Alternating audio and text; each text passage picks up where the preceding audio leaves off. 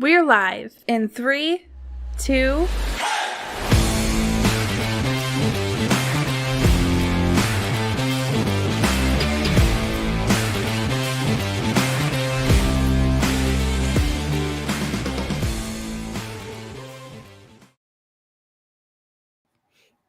What a way to start. It was a good start. Our broadcast. It was a great, here's the thing.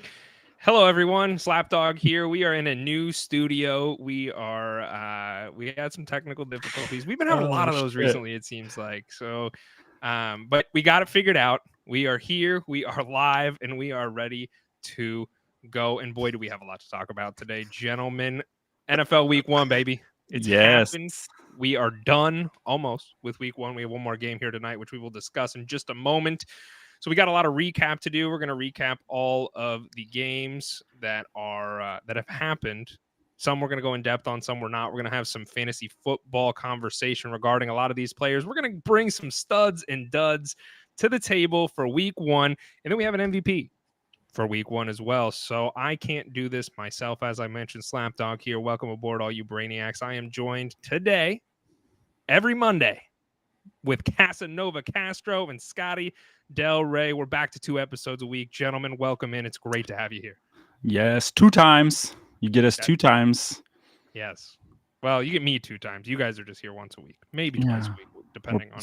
We're part-time. You're full-time. I can't wait till you make us full-time. Yeah, I thrive under low expectations and no accountability. So this is the perfect spot for me. You're doing great. We appreciate it. Alan, we're going to mix things up. Obviously, like I said, we have Week 1 is just about completed. So we're going to bring some new segments to the table, a new structure for in season. Why don't you take us away with the beginning of Week 1? Yeah, happy to do it. I mean, it was great. Back in the saddle Sunday. Felt good to see all the pregame shows, had everybody talking early, injected into our veins. Every tight end was hurt. So that was a great way to start. Sunday, I think, was just seeing who are we going to pick up. I think everybody that's not as deep in fantasy football learned a lot of NFL tight end names very quickly on Sunday morning, unintentionally. Yes. So as you said, Slaps, we have a little bit of a structure that we want to provide to our Monday episodes. We want to give a little bit of, we want to dap up some players that did well. We want to talk about some duds. So every Monday from here on, we're going to go through our fantasy MVP. Hopefully nobody goes off tonight. Otherwise, we're going to have egg on our face for the MVP. So it is somewhat of a risk. MVP without Monday night. If you play on Monday night, I'm sorry, you're not eligible for the MVP award. And then the 3 of us are going to give our studs and duds. Somebody that was a stud this week, obviously not the MVP, and then somebody that was a dud, somebody that underperformed for us. So without further ado, do you guys know? Do you guys have a vote? Who do we think our MVP was this week? Well, it's anybody's guess. Yeah, I can't sit here and honestly tell you with a straight face who it should be. But if I was a betting man, I would have to say it's probably Tyreek Hill. Yeah. You're very good at betting, Slaps. That is our MVP of the week. Leatherbrains MVP of the week. We'll put it out tomorrow. We'll put it out on, tomorrow, the day the episode comes out. We'll tweet it. Tyreek Hill is our Week 1 fantasy MVP. And the methodology for this MVP is very straightforward. Did you score the most points? So a very democratic way of deciding who the MVP is. But we have Tyreek Hill, man. 11 receptions, 215 yards receiving, and 2 tutties. How did that make you feel, boys? Made me feel depressed that he's not wearing red anymore. It's depressing, especially after this week. I own him in one league. You got to feel happy about it. Anybody who has Tyreek Hill, obviously, there's a very good chance they won their Week 1 matchups for fantasy. So congratulations to anybody that owns Tyreek Hill.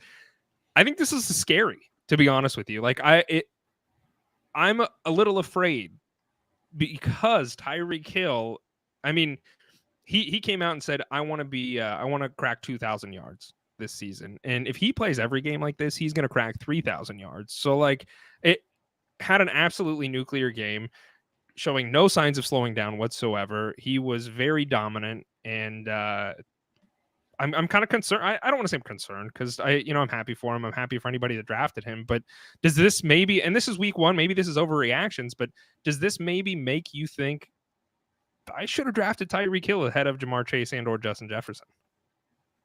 I don't think so. I think they're going to switch up for who is the wide receiver 1 in fantasy week in and week out, depending on matchups. Obviously the Dolphins couldn't take their foot off the gas pedal in this one because they're playing another super explosive offense who's going to put up a lot of points. So there are going to be some games where they don't have to throw the ball as much, and there are going to be games where the Vikings have to throw the ball a lot because their defense is terrible. So I think that you're happy with him, obviously, but you should not be upset about Justin Jefferson or Jamar Chase in week 1. Yeah, I think week 1 is littered. We'll get into it when we start talking about the games. There's a lot of overreactions I think a lot of people are going to make after 1 week. I think for fantasy players, do you expect him to do this every week? I mean, I think that'd be nice. I think if he's getting you 44.5 points PPR each week, you'd be like, I'm just going to go ahead and wait until the playoffs. I think, like I said, we'll get into the game. I think it is our Leather Brains game of the week, not to put another tease out there, but I think I was also impressed with Tua in this one. We'll talk about that. Mm-hmm. For sure. We will definitely talk about that. All right. So that is our week 1 Leather Brains fantasy MVP. Congrats, Tyreek. I know you're waiting on this one. Big honor. We'll look to have you on the next pod so you can talk about and give thanks to the Lord above.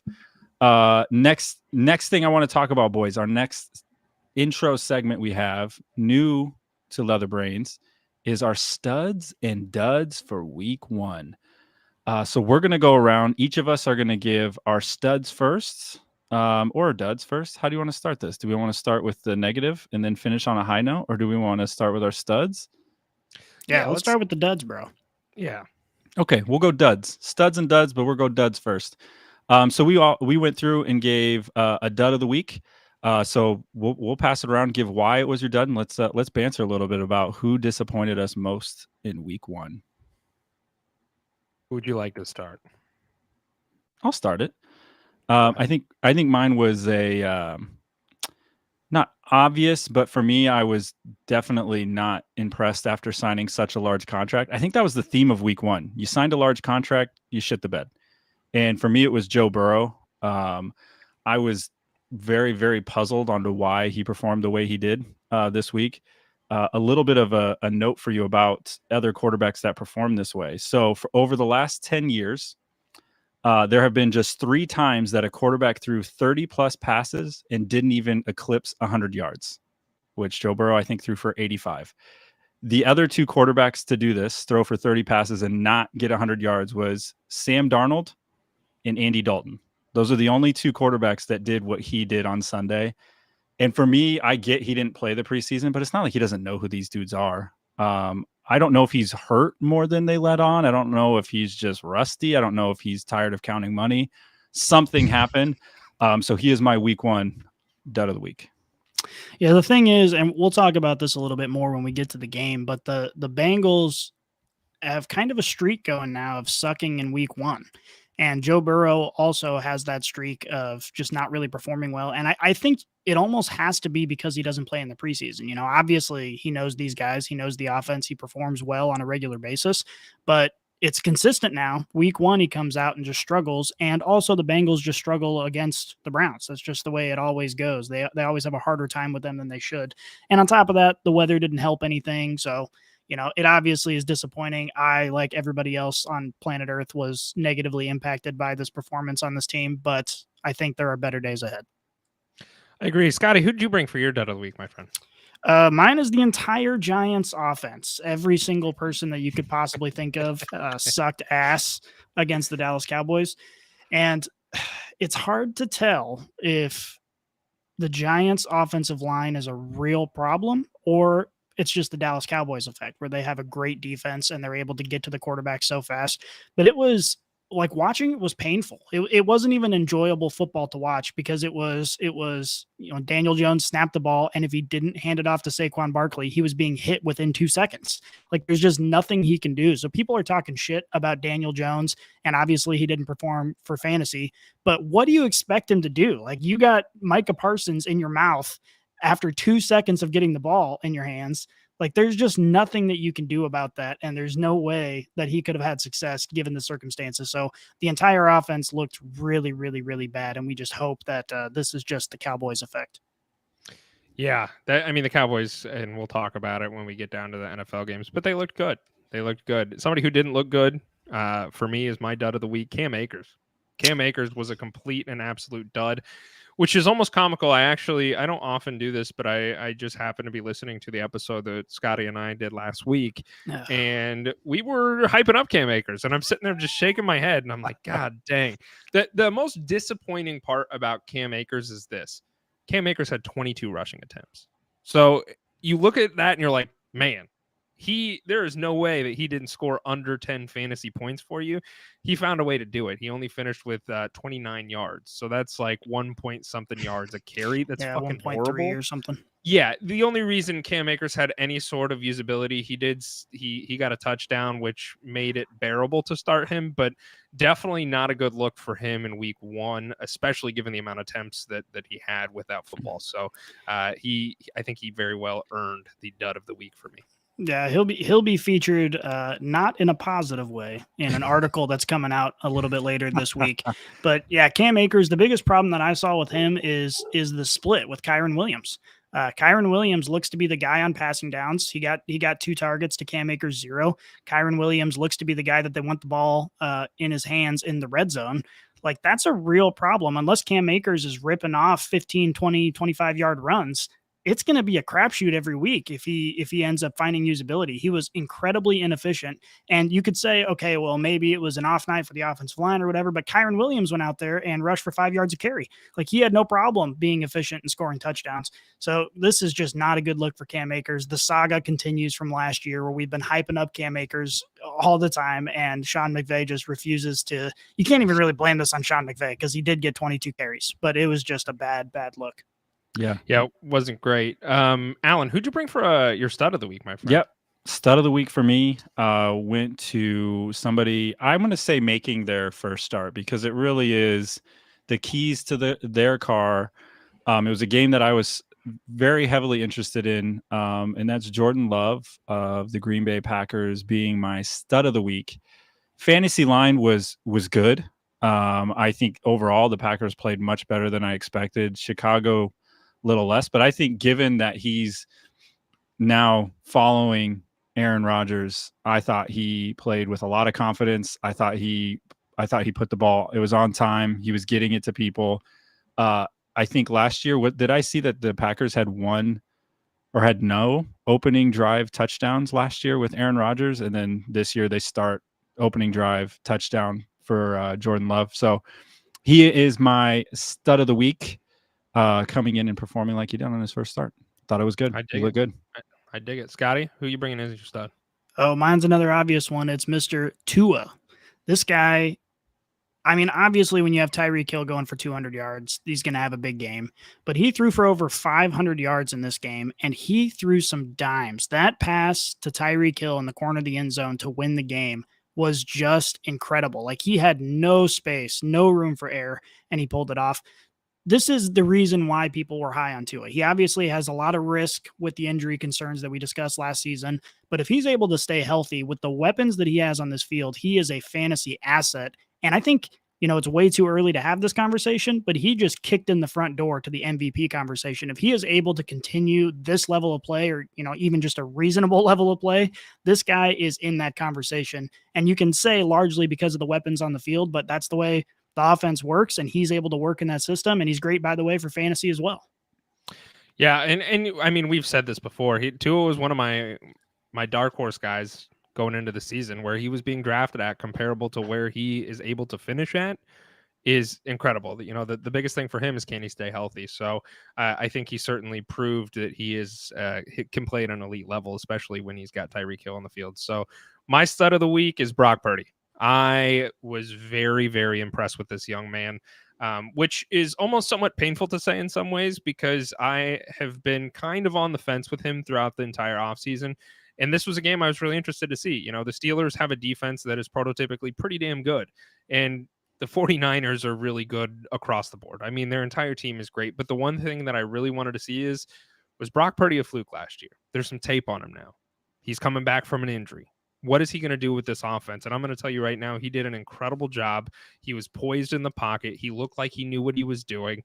And I think there's a very good reason that he is the face of this franchise going forward, because he looked great. He looked incredible. And I have nothing but accolades to throw him for week one. Probably helps when you have the best defense in the NFL. And then it probably also helps when you have a star-studded offense. But Brock Purdy did all the right things for me in week one, and I was very impressed. So he earned my stud of the week. Yeah, we're good. I was going to say very warranted. And I think a lot of quarterbacks have made a living having great defenses and just putting the ball where it needed to go. I thought he dropped some dimes. I don't think that was as just like him handing it off. And just like you said, there was tape on him. I think we talked about it all offseason. Like, how is he going to respond now that, it's his? He's going to probably get it. There was the Trey Lance saga. How do you navigate all that? I think I didn't hear anything from him. Sounds like he just went to work. It looks like he just went to work. And I'm encouraged by this start because it wasn't like he was just going up against anybody. I know the Steelers aren't the Steelers of old, but Mike Tomlin is not a pushover coach. He had all offseason to look at what Brock Purdy could and couldn't do. And for him to still deliver, I think says a lot. Matt, go ahead. Yeah, I was just going to say, I think we saw last night what the 49ers saw all offseason, where, us as fans were sitting there going, well, maybe you should give Trey Lance a chance, whatever. Like, there's still some concern. Now, Brock Purdy has total control of this vehicle, and it's very clear now that they were seeing the right thing. So assuming that it continues for the rest of the season and he doesn't completely fall off a cliff, I think they made the right call. All right. Love it. I agree. Thanks, all right, boys. Appreciate you, Alan. We'll every Monday we will be doing the studs, duds, having some conversation about this as well as MVP. So thanks for bringing that to the table. And now let's get to, before we do that, let's just bring it up, our game of the week. Game of the week. So we'll start out with that. Let's do the game of the week here. Obviously, I think it was a unanimous agreement that the Dolphins-Chargers game, it was electric. There were so many fantasy points. Dolphins win this one 36-34, but gosh dang it, you can't fault Justin Herbert for trying, because the Chargers did everything right. It was a complete shootout the entire game. I was very impressed with both sides of the ball here, and it was a fun one. So this very easily got my game of the week stamp. Yeah, same here. I'm excited to bring this each week. I think the idea, Brainiacs, moving forward, we're going to go out of Twitter and see which game, what is your game of the week? And we'll try to slot that in here and get some feedback from you, the listeners, to highlight what our favorite game to either watch, cover, whatever. I think this just had so much into it. We talked about, has our MVP in there, Tyreek Hill going off, a lot of offense. I would have liked to see a little bit more passing from Herbert. I know that he's got the new OC. They didn't look as crisp, but they still put up a ton of points, which is encouraging, especially if you own anybody on that Chargers offense. And for me, the underlying storyline here was just really the Eckler's, like, quote unquote quiet stat line. Like, I think he went to work, 117 yards rushing, touchdown, and then he had 47 yards receiving. I think that was a very sneaky storyline underneath everything, was that his continued production seemed to still be there, even given the new OC. Yeah, if it wasn't for Tyreek Hill, we'd be talking about Austin Eckler right now. But the thing is that Austin Eckler actually could have had a much bigger day, because for whatever reason, this was the first kind of blunder as from the fans' perspective on Kellen Moore. In the fourth quarter, he had like 4 touches, which is crazy because they couldn't stop him the entire game. And when it came down to it and they had to move the ball, they just took the ball out of their stars' hands, which didn't make any sense to me. But yeah, Austin Eckler continues to kill it. He's obviously a great fantasy asset. Yeah, and Yeti and I on Wednesday will bring waiver wire targets to the table, but I think this is worth mentioning is Joshua Kelly. He didn't look bad. He had 16 touches, which mirrored Austin Eckler's. The only thing that he did not do was really get worked in that receiving game like Austin Eckler did. Joshua Kelly had a touchdown. He had 91 yards on 16 carries. I think we're going to see this quite often. I think we're going to see a 1-2 tandem here with the running backs, because they don't want Austin Eckler to get hurt. They don't want to give him an insane workload, and they want him to be healthy throughout the season. So Joshua Kelly is probably the RB2 on this team. Isaiah Spiller was out this game, so we'll see if maybe that's why Kelly's workload was so great. So I'm not saying dump all your fab money on him week one, but watch this, because Joshua Kelly could be a usable fantasy running back for flex and or RB2 formats, just depending upon what you're doing. Yeah, but it's important to know too that we saw this last year, where Austin Eckler was getting a split workload for about the first half of the season, and the reason for that, like you said, is that they don't want him to get hurt. But from a fantasy perspective, you have to remember that he may have some usability. You know, if Kelly continues to get this workload for the first 5-6 weeks of the season, he may have some usability. But when it comes down to crunch time, when you're getting into your fantasy playoffs, and you know the NFL season is coming to a close, Austin Eckler is going to get the ball a lot. And so you have to understand that if you pick him up, his usability is only going to be relatively short term, because when you get to crunch time, you want Austin Eckler in the game.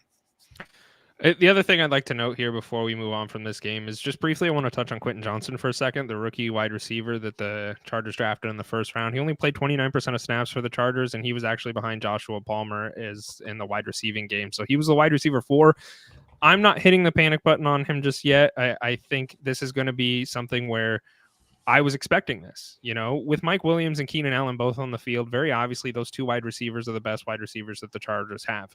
As we saw in week 1, they already have some health concerns. Mike Williams went out of the game for a concussion protocol. He was able to go back into the game, but these are the things that I'm talking about. Very obviously, the Chargers know that they have health concerns with both these wide receivers, and that's why they went and got Quentin Johnson. I'm not saying play Quentin Johnson. I wouldn't be playing Quentin Johnson, but I'm not going to say drop him off of drop him off the bench and send him back into the waivers just yet. Let's see how things play out. This is week 1, and I do expect him, as he gets more comfortable in this offense, to be utilized a little bit more. Yeah. Anything else we want to talk on with this game, or we want to move on, boys? It was an awesome game. Really enjoyed watching it. It was. Yes, sir. All right, cool. Let's go ahead and begin the full recap of week 1.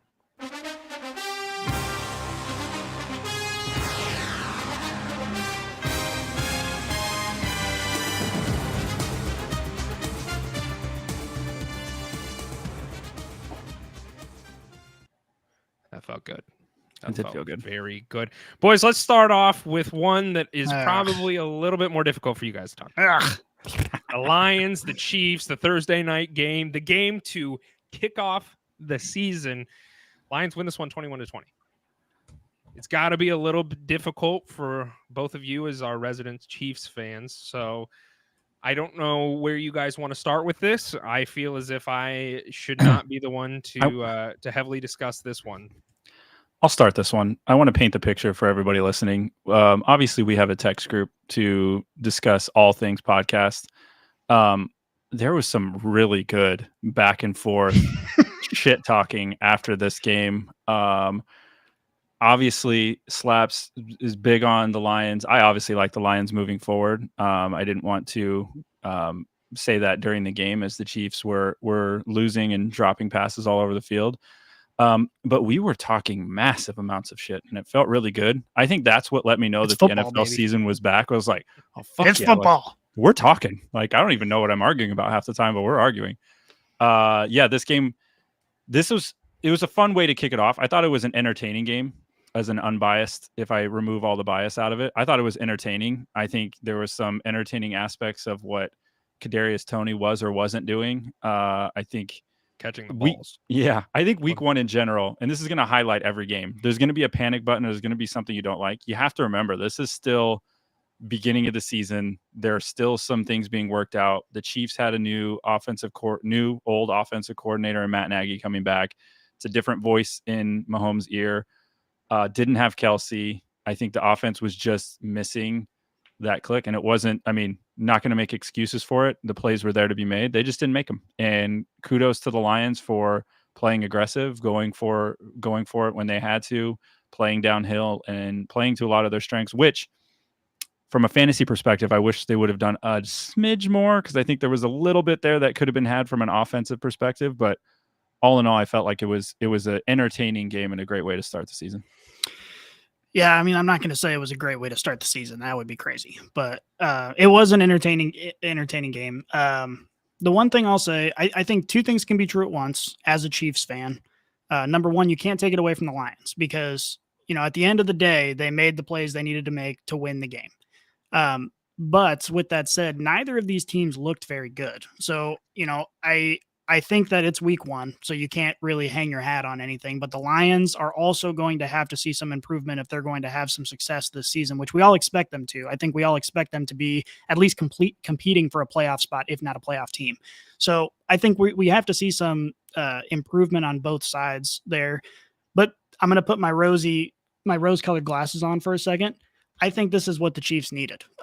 They needed to come out and sort of get their asses kicked and realize, hey, just because we have Patrick Mahomes doesn't mean we're invincible. You know, last season they won the Super Bowl. They didn't go undefeated. They had losses last season too. I think they just need to be reminded of the fact, hey, we have to make plays on the field in order to be successful here. And it gets everyone kind of back in the mindset of, okay, we need to get our job done on the field. It's not going to come easy. So I think as a Chiefs fan, you can look at it in an optimistic way and say, okay, you get Travis Kelce back. They just signed Chris Jones a 1-year deal, so he's going to be back on the field. And now you can say, okay, it's time to get down to business. We need to actually get this shit done. And I think they're going to do it. I'm looking forward to it. I will say this, as I have been very vocal that I am rooting for the Lions this year because as a Cardinals fan, it is nothing but misery and sadness. So I needed a team to root for. And I came out before week 1 and said the Lions are the team I'm rooting for. And I stuck to that. I was very happy to see the Lions win this game. But if I'm being honest, there was a lot of shit talking in that group chat. But it was just fun for me to get you guys riled up because at the end of the day, I really don't have a lot of skin in this game. And I'm going to say this. The Lions did not win this game. The Chiefs lost this game. And that's really how when watching this game, Patrick Mahomes did all of the right things. I can't fault Patrick Mahomes really at all. He was making some great throws. The issue was dropping, and it was from all of these wide receivers. We saw what happens when Travis Kelce is not on that field. He is the wide receiver 1 for the Chiefs, and I understand that. This begs the question, where do the Chiefs go from here? I think they're fine. I think the Chiefs are absolutely fine. That you can't, it wasn't quarterback play that was the problem, very obviously. I think the defense did okay. Really, the issue that you had was these wide receivers can't catch the ball. I'm going to tell you what's going to happen. These wide receivers are going to stay after practice for the next 10 days after this game, and they're going to sit on the jugs machine and try and make some good catches because it just wasn't there. That was the biggest issue of this game. The Chiefs make half these catches, the Chiefs win this game. So I'm happy for the Lions. But I really don't see any sort of reason to hit the panic button with the Chiefs. Now, from a fantasy perspective, let's talk about the Chiefs running back usage for just a moment, boys, because this was kind of a split backfield, and it truly was almost a split backfield between Isaiah Pacheco, Jerick McKinnon, and Clyde Edwards-Helaire. Pacheco was the RB1 for this team, seeing 47% of the snaps, while McKinnon saw 31%. And surprisingly, Clyde was on the field. This was not something I had really seen or foreshadowed. I don't think any of us had necessarily thought that was going to be the case, but he's still being worked in this offense. Pacheco's been a fade for me for fantasy football. He was before the season started, and I think this kind of really shored that up. I don't want to touch any of the running backs for this Chiefs offense right now because it's a muddy backfield with a lot of cooks in that kitchen. Yeah, I think if you're looking at the Chiefs backfield, it's really spot duty. If you have somebody on a bye, you kind of throw one of these guys in and just pray they're the one that scores the touchdown out of that backfield. I think if you're looking from a Chiefs perspective, if you're going to throw somebody into a wall over and over again, especially earlier in the season, you might as well throw the guy into the wall that you don't plan on keeping around very long. And that was Clyde. I think early on, they were just kind of like pounding him, just trying to soften him up. And it's like, I think that's what his role is going to be. He's just going to kind of be that bowling ball that kind of softens him up. His running style just is terrible. He doesn't see the hole. There was cutback lanes all over the place. He doesn't hit it quite like I feel like Isaiah does. But I think this was really just this is how Andy likes to play. This is how all the NFL teams like to play now. It's hard to pinpoint unless you're Saquon or Derrick Henry, someone of that nature, where you're going to see 90% of the carries. It's just going to be this way. And I'm with you, Slaps. I think the Chiefs, while it's good to have on your bench, I think you're really only depending on it if you have nobody for flex or if you're on a bye week hell. Yeah, I mean, the thing we have to remember is that the Chiefs want the ball in Patrick Mahomes' hands. And so unless you have a superstar running back, you are it makes sense to have the committee, because the goal is just to get yourself in a position where you're at third and medium or third and short instead of third and long. That's the function of the running game for teams like the Chiefs. So Isaiah Pacheco, I think, is the one to own in this backfield. But week in and week out, it depends on if Jerick McKinnon catches 5 passes for 2 touchdowns like he did a couple times last year. It's not going to be good anyway. So Alan said it perfectly. These are bye week fill-in guys. Put them on your bench, and when you got a bye week, you just plug them in and pray to the gods. Question for you, Slaps. Yeah. About the Lions. Now we've seen all the NFC North teams go off, and I know you're high on the Lions to start the season. We'll get into the Packers game, obviously. We'll get into the Vikings and Bears, but like, do you still think do you think the road is just a little bit more muddier now for the Lions after seeing all of them play, or how do you feel about the Lions in this division? No, I really don't. If anything, it makes me feel pretty comfortable about the Lions, if I'm being completely honest with you. The Bears, I expected to be a lot better than they were, and they weren't. Now, the Packers look pretty damn good, and those, I think, are probably the team to watch going into this. The Vikings showed some struggles too. Kirk Cousins was not able to air the ball as effectively as many had hoped. This is week 1, boys. This is week 1. I fully expect some blunders on everybody's part. We'll talk about Joe Burrow in a little bit, but some of these great quarterbacks were having issues in week 1. And so, no, I'm not concerned. I still think the Lions are a very formidable team. It is hard in the NFL to get a win, period. Yep. Let alone from the Chiefs, who are a very good, well-coached team. I'm happy about it, and I'm not concerned. I still stand tall that the Lions will win this division, and I think that they're only going to get better as the season progresses. So the one thing that I am interested in, I think a lot of people we were talking about running backs just a moment ago.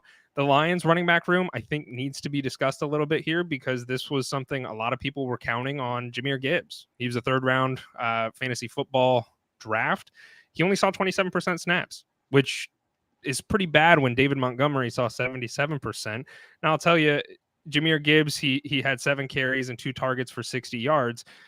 David Montgomery saw a ton of carries. He saw 21 of the carries. Now, he didn't have any targets, but he did have a 75-yard touchdown. So you look at this, and it's somewhat, do we hit the panic alarm on Jahmyr Gibbs? Because he passed the eye test. I think he looked much more electric than David Montgomery. I expect him to continue to get worked into this offense. He's a rookie. That was his first NFL game. You know how hard it is as a rookie to come in and say, hey, you're going to go play the Super Bowl champions of last season. So I think we're going to continue to see him worked in. I'm curious if you guys agree with that, or maybe we should hover our hand over that panic button.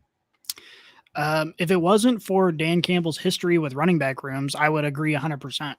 But because of his history, just because Jahmyr Gibbs obviously looked like the more explosive back, that doesn't necessarily mean he's going to get a majority or even a close minority of the carries. This is an offense, or this is a coaching room that has demonstrated that it doesn't really matter who's performing. They have a game plan and they're sticking to it. So I would like to think that Jahmyr Gibbs, I think it makes sense that he will get worked in a little bit more. Obviously, as a rookie, you got to get his feet wet a little bit, but it's still concerning to the degree that I don't necessarily trust the coaching staff to say, oh, look at Jahmyr Gibbs. He's so explosive. We need to give him 20 carries. I don't think that's ever going to happen. Yeah, I think what you're going to see from this Lions backfield is that Jahmyr Gibbs, if you're expecting him to score, he's going to have to do it from outside the 20. Because I think as soon as that Lions offense marches inside the 20, it's going to be Montgomery.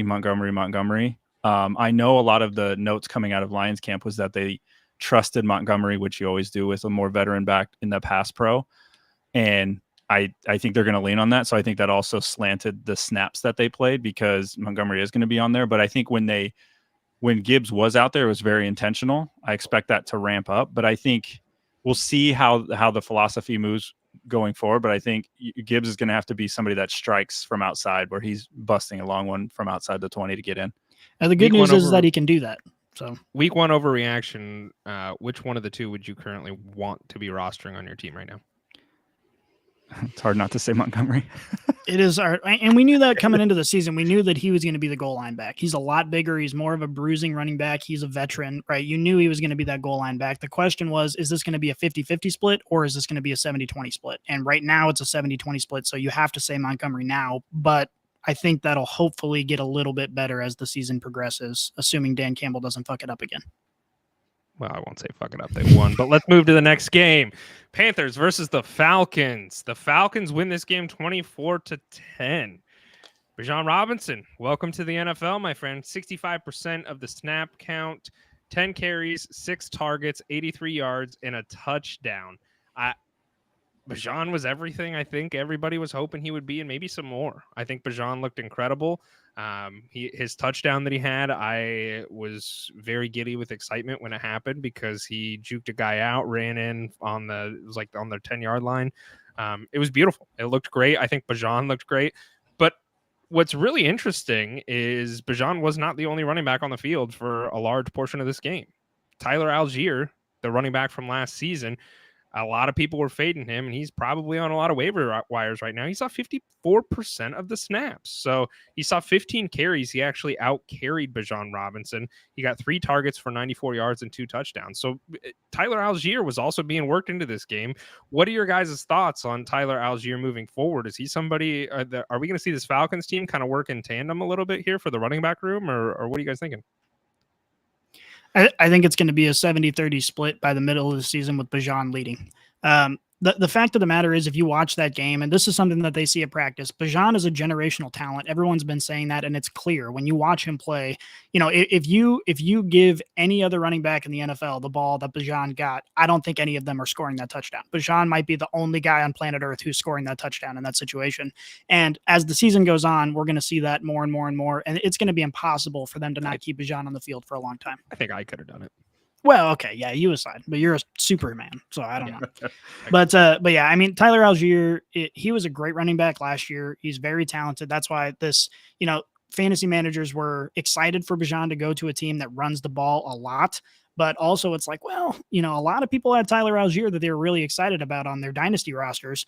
And he's still a very good player. He's still going to get usage. But Bijan, at the end of the day, not only does he have the playmaking ability, so he's more likely to score from outside of the red zone for your fantasy team, but I think he is going to command an overwhelming snap share by the end of the season.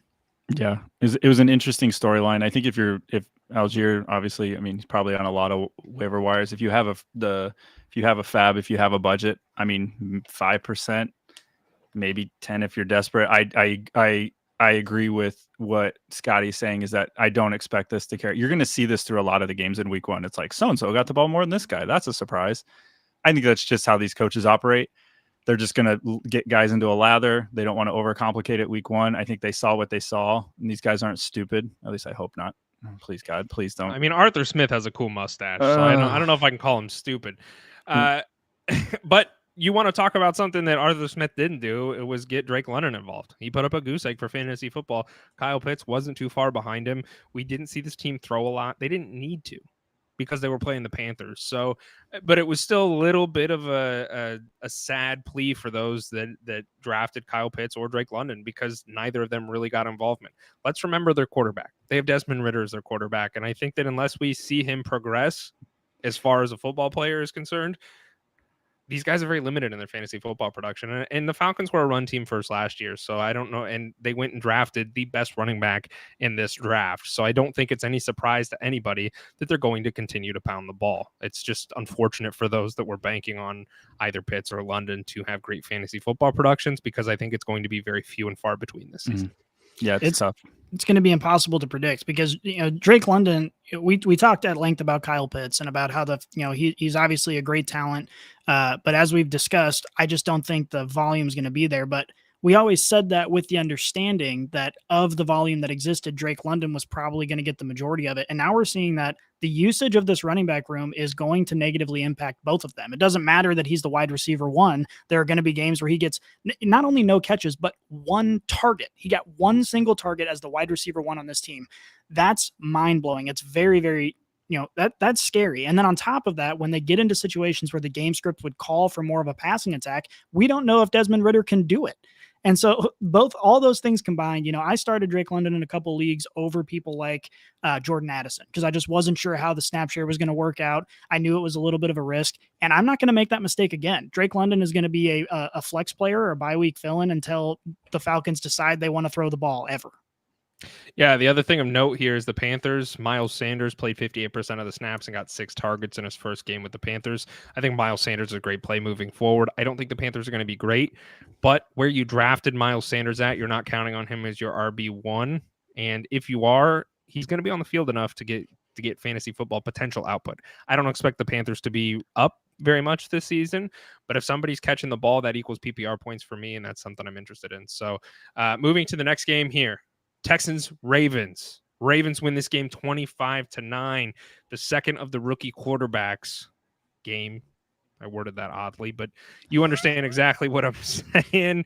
The Texans did not win this one, but there was a couple things to note. Of course, the headlining news, the unfortunate news, J.K. Dobbins. He suffered another torn Achilles, and I think this could be potentially career ending for this young man. So very, very unfortunate. This is his second torn Achilles in the last 3 years.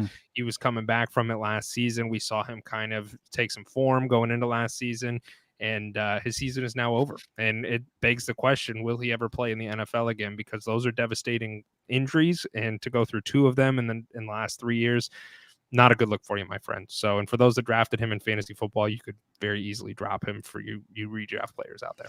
Well, and let's talk about this because this is also going to be a segment in the article that's coming out later this week. If you're someone who did draft J.K. Dobbins, you obviously have Justice Hill who put up 2 touchdowns in this game and Gus Edwards behind J.K. Dobbins. Do you guys, just preliminary outlook, do you have a preference as far as which one, if you had to grab one of those guys to add to your roster? For me, I've never trusted the Ravens run game. That hasn't changed. That offense goes through Lamar Jackson and his ability to move the football with his feet. So I was never high on J.K. Dobbins. It's a split backfield, and I think that's kind of what we're going to see moving forward. I don't know if I'd really trust either of them because they both got the equal amount of carries. Obviously, one of them had 2 touchdowns and one of them had a 2-point conversion, but probably Justice Hill, perhaps, but I don't know. There's other running backs that are currently sitting on the waiver wire, and I'm sure Yeti and I will discuss this on Wednesday's episode or Thursdays for podcast listeners. But there are other running backs out there that I'm much more interested than either of these running backs for the Ravens. Yeah, I agree. I think the one thing we forget is like fantasy players or football fans, this isn't Madden. There's a reason they weren't starters. So I think what happens is it further dilutes that backfield. So I mean, you can sure in title go after one of the starting ones, but I don't think with confidence you can go with one of them and say they're going to be the RB1. They're good to go. I mean, they're going to get those touches and the volume will be there, but I think and I also treading lightly. I want to mention this. Kareem Hunt and Playoff Lenny are still they're free agents right now. You know, maybe the Ravens have called and said, "Hey, you want to come play for us?" So while that's not currently been talked about or discussed, it's a possibility. They just lost their starting running back, and there's 2 elderly running backs that still have value on the free agent list. So, but I will say, just to inject, Gus Edwards over his last 53 snaps has seen 5.3 yards per carry. He's actually been pretty efficient. He's a better pass catcher, and he's got 40 pounds on Justice Hill. So I think if you're in a real pinch, if you're in a deep league, you need a running back, Gus Edwards is the one I would pick up. Okay. While we're talking about the Ravens, there is somebody that I would love to have picked up in my drafts, that gentleman being Zay Flowers, the wide receiver 1 for the Ravens. He looked absolutely electric this last week. He went 9 for 10 for 78 yards. No Ravens player had more than 3 targets aside from Zay Flowers. So very obviously, Mark Andrews did not play in this game. For those of you that picked up Isaiah Likely, I am so sorry for the trash that he was this week. I think a lot of people were hoping he was going to be a Mark Andrews light, and that was not the case. There were other tight ends that you probably could have gotten that were going to be a little bit better for you. But Zay Flowers, man, he looked great. Welcome to the NFL, rookie, because he was the leading wide receiver for the Ravens, and I don't think that's going to change. We predicted this throughout the offseason that Zay Flowers would eventually take over as the wide receiver 1. We didn't necessarily expect that to happen immediately, but Zay Flowers is obviously, with the addition, when Mark Andrews comes back, we have to see kind of how that plays out. But it's hard to consider Zay Flowers a flex or a bench player. It seems like he has earned his way onto your starting lineup each and every week until he proves otherwise. He's another one that I have in a couple leagues that I kept off because I wasn't sure how it was going to go. Didn't know how Lamar Jackson was going to look, and I'm not making that mistake again. He's going in my starting lineup pretty much no matter what. I will say, Mark Andrews was not on the field. That doesn't make me concerned about starting Zay Flowers moving forward, but I do just want to note that maybe we'll see a little bit of a target flux going in a different direction as Andrews comes back on the field. I would agree. On the other side of the ball, Texans did not look great. I don't think anybody's shocked by that. I don't know the last time I think the Texans looked great when Deshaun Watson was their quarterback. So there was a bright spot, though, if we want to, try and find some light at the end of this tunnel, and that being Nico Collins. He had 11 targets, 6 catches for 80 yards, and he saw a 28.9% target share. That's pretty good for fantasy football. And while I don't expect the Texans to be good, I think Nico Collins is certainly in that conversation for flex contention. Because when you see almost a 30% target share for any wide receiver, that equals opportunity and that equals fantasy football output. So I just wanted to mention that. Nico Collins, I don't hate if you are looking for a wide receiver 2 or a flex spot, potentially worth it. But understand you run the risk of not getting a lot of points because the Texans probably won't be putting up a lot of points. So Yeah, I was going to make a quick dynasty note here where we talk about the last 2 games we just talked about with Young and Stroud. Of the 2, I was pretty impressed with Stroud given the situation he was in as well. He was 28-44 for 244 or 242 with no picks. I mean, Young had quite the opposite of that. I think he barely got over 100, and it looked a little erratic. I know we've talked about it in the past. Just watching Young play seems to be a little different, but Stroud didn't look bad. He didn't look bad at all. And I know this Ravens team is pretty good on paper, so I'm interested to see his growth through the year. And if you, for dynasty purposes, or you're looking at probably the better long-term investment. I mean, at least through one game and through what we've seen through a preseason, Stroud looks like he could be the deal. Yeah, and one other thing to note here, obviously Nico Collins with a great game. John Mechie was inactive for this game, and I am pretty high on John Mechie. Obviously, we haven't got to see him at the NFL level just yet after his cancer diagnosis, but he's dealing with a hamstring issue right now. I think when he comes back, there's a chance that I'm not sure I'm excited about any of these wide receivers, but I think that John Mechie is going to impact Nico Collins' role in the offense. It wouldn't surprise me because they're hurting at the wide receiver level. So next game here, the former quarterback for the Texans, Deshaun Watson, led the Browns to a toilet bowl, meaning they won 24-3 against the Bengals. So the Bengals played like shit, to be honest with you guys. They didn't play great. It was a rain game. It didn't look well. And for all of us out there in this fantasy football landscape, I think a lot of us were counting on a lot of Bengals fantasy players this week, and it was not pretty. Jamar Chase finishes. He gets 9 targets for 5 receptions. Higgins, 8 targets, 0 receptions. T. Higgins puts up a goose egg this week. Both struggled to find separation. They were targeted at a similar clip. Chase, I think, is going to be fine. I think Higgins also played a key role. This is just historically, Joe Burrow has never played good against the Browns. And it was not a good first week back to the NFL for the Bengals. So I don't know how you guys are feeling about that, but it was a little disappointing to see because a lot of people drafted Jamar Chase pretty damn high, expecting results. Yeah, I think this is another one of those don't overreact, don't panic on the Bengals. Obviously, they're going to be there at the end. I fully expect them to be in the AFC title game. I fully expect them to have the offensive output for the year that they should. It was a rainy game. It was an awake.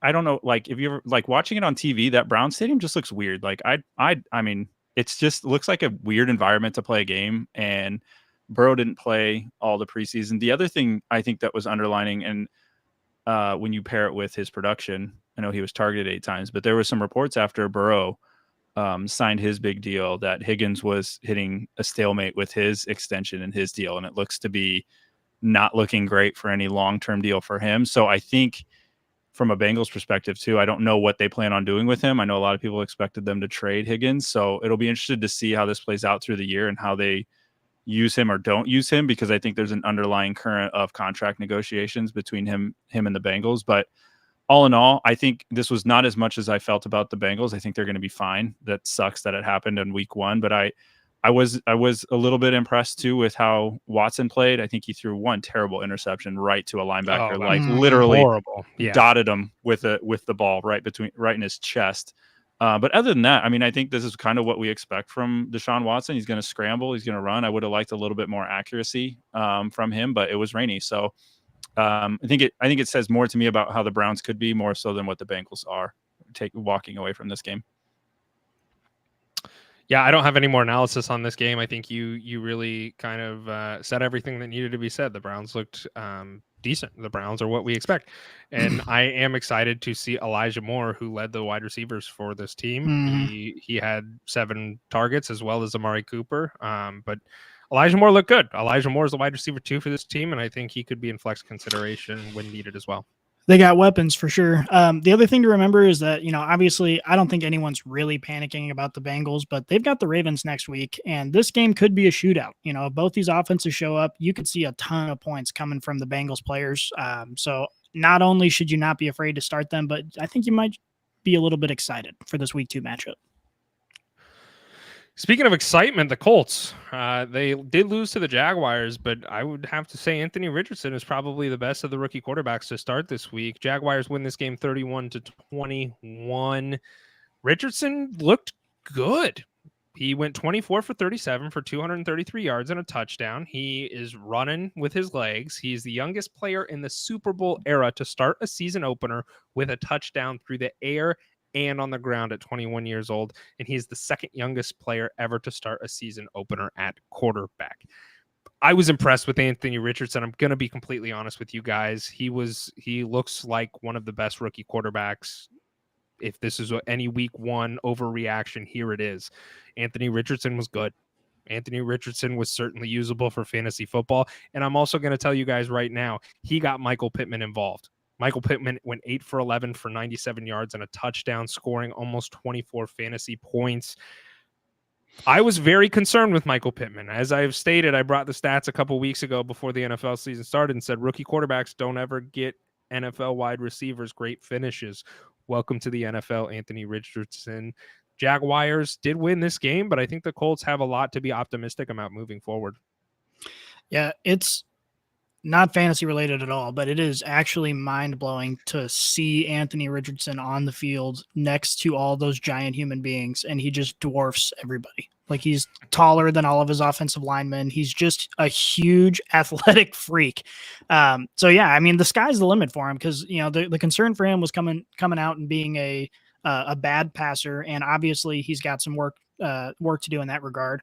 But if he can be serviceable as a passer, throwing for 230, 250 yards a game, wow. Like, you've got to watch out for this guy because he can turn around and burn you or run you over on the next play. So he's a weapon. So I think if I were a Colts fan, I'd be pretty excited about this.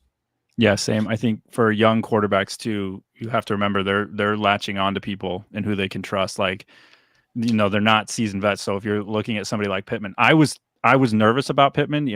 We did a lot of drafts and, we did a lot of mock drafts, and you'd see Pittman there and you're like, God, I just don't know if I can trust the guy throwing to him. I know it's 1 week, but the Jaguars defense is not a slouch either. And this was a decent first test for them. So I would agree that they should feel good about this.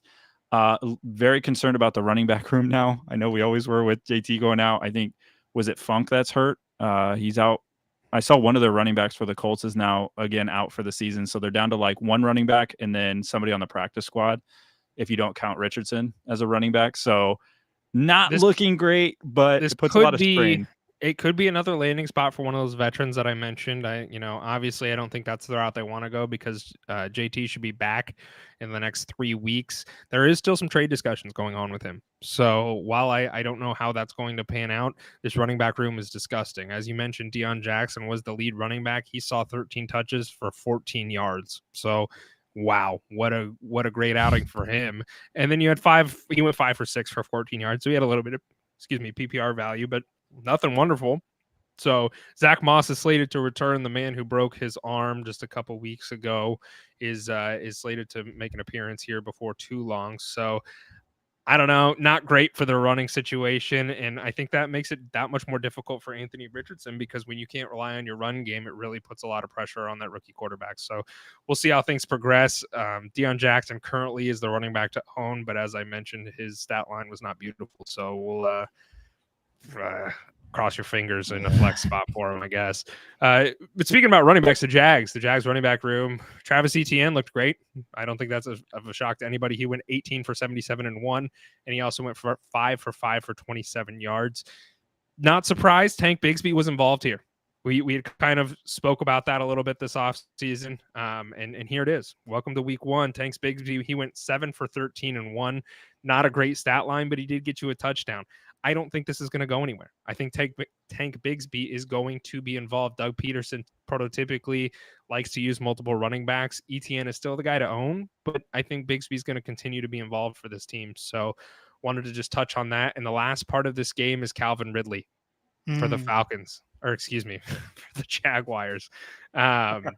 He looked good, man. I mean, he had a 35% target share. He went 8 for 11 for 101 and 1 touchdown. So the question begs, did Ridley's performance rid us of concerns about him for the rest of the season? Hot take, yes. No concerns. Full steam ahead. He's one of those guys that, like, in the preseason or during camp, and everyone's getting so excited about these stupid camp highlights when they're not even wearing pads, and they're like, oh, look how good this guy is. Calvin Ridley had a lot of those, and the question always was, okay, Calvin Ridley was obviously great with the Falcons, but he had no wide receiver competition. So was it just he was great by default, or is he actually great? And he looked actually great. He came back in and right back into stride, looked awesome. We just got to hope he doesn't get sad again like he did before and sit out for 5 or 6 games. But ultimately, no, I'm comfortable having Calvin Ridley. I did draft him on a couple teams, and I was glad that I did. Yeah, Zay Jones made some good catches too. I thought as a whole that team looked polished and ready to go. But I agree. I think Ridley looked way more ready than I assumed he'd be week 1. So I think I'm just more excited for his rest of season projections if you do own him. A team who wasn't ready was the Vikings, gentlemen, because they lost to the Buccaneers 20-17. The Vikings offense that was absolutely electric last season lost to Baker Mayfield in the season opener. Pretty disgusting. Not something I saw coming. I think most of us probably had the Vikings winning this, and a lot of us said that the Buccaneers are going to be one of the worst teams in this division, and they come out week 1 and beat the Vikings. Let's not forget Mike Evans and Chris Godwin still play for this team. Let's also not forget that Rachaad White is not productive, and he is still not productive. He went 19 for 50 and 0, 19 touches for 50 yards. He's inefficient. That was his issue last year. I think he's got red zone upside, but I don't want to hit the panic button on Rachaad White just yet, but I think he's probably going to have to do some soul searching and look in the mirror here and say, do I want to play in the NFL or do I want to be a backup in the NFL? And I think he's starting to edge on that backup conversation, because the rookie running back Sean Tucker was used in this game as well. He only saw 5 touches, but they were for 15 yards. Still a little bit more yards per carry than Rachaad White, not much, but I think there's some competition to be had here. So a little concerning. Yeah, I think for me, the concerning side, if you want to stick to running backs, was also how Madison was involved in the running game. I think I expected a little bit more production from him. A lot of it was on Cousins' shoulder, which from a fantasy perspective is totally fine, especially for Jefferson and Addison, who I felt both played really, really well. Was excited for Jordan Addison. I thought he was going to be a great complement to what Justin Jefferson could do. Justin obviously got majority of the targets, receptions with 150 yards receiving, but Addison did get his first NFL touchdown. So those of you that drafted Addison were sitting on it saying this could be good things. You're kind of vindicated week 1. Vikings as a team, I don't know what the hell that was. Vikings as a fantasy production team was about what we thought. I just wanted a little bit more from Madison, as I was a little bit higher on him, thinking that he could do a little bit more. Don't know if it was the Buccaneers front 7. I know they still have some amazing linebackers, so that could have complicated things for the Vikings. But week 1, I don't know, kind of interesting, especially seeing as you lost to a quarterback that threw for $173. Yeah. The thing about the Bucs is that they are a very good rushing defense. They were last season. They will continue to be this season. That's why I'm, looking ahead to the Bears-Bucs matchup, and you're like, oh, Justin Fields can't throw the ball, and now they're not going to be able to run the ball. So Alexander Mattison ultimately, and we talked about this again in the offseason, that he's not the best running back in the league. It's just going to be the volume that gets him there, and I think he'll be better than what we saw this week when they go up against other teams. The Vikings, this is how they were last season too. They were 1-score games all year long. They just happened to pull out the wins. So I'm not necessarily afraid of the Vikings, but they're going to have to win these close games if they want to be as competitive as they were last season. So if you're a Vikings fan, you're going to be on the edge of your seat for every single game. And then Rachaad White. Yeah, man, he is as inefficient as they come. it wouldn't surprise me if they start making some moves back there and seeing what other players have, because this is, when you get 19 touches and only 50 yards, that is cause for concern. Again, the Bucks, 19 touches for 50 yards is not good. So. No. Before we move on, I do just want to touch on Madison. A 71% snap share, that's good. The volume in and of itself, as you mentioned, Scotty, and he was being worked in the passing game. I'm not hitting the panic button on Alexander Madison. You just need the opportunity is there for him. So you drafted him for a reason. It's probably because you needed an RB2. I would feel very comfortable with him still being your RB2. Somebody that is your RB1 that probably did okay for you is Derrick Henry. He did lose to the Saints, however, 16-15. Saints versus Titans.